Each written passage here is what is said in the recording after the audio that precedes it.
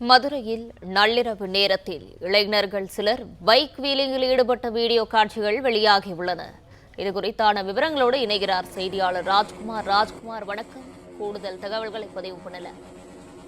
வணக்கம். மதுரையில் நள்ளிரவு நேரத்தில் ஆபத்தான முறையில் இளைஞர்கள் வீலிங் செய்து ஈடுபட்ட அந்த வீடியோ காட்சிகள் தற்போது வெளியாகி வைரலாகி வருகிறது.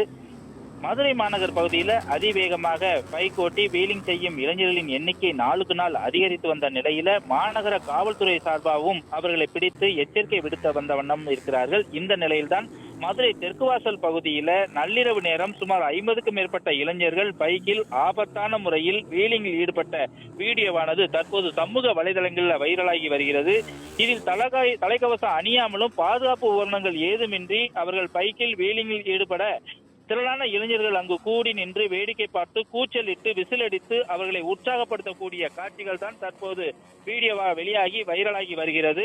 இது குறித்து காவல்துறையினரும் இது குறித்து இது போன்று வீடியோ வீலிங் செய்யக்கூடிய வீடியோக்கள் வெளியானால் அவர்கள் மீது உரிய நடவடிக்கை எடுப்பதற்காக காவல்துறையினரும் இது சம்பந்தமாக மீண்டும் எச்சரிக்கை கொடுத்து வந்த வண்ணம் இருக்கின்றனர்.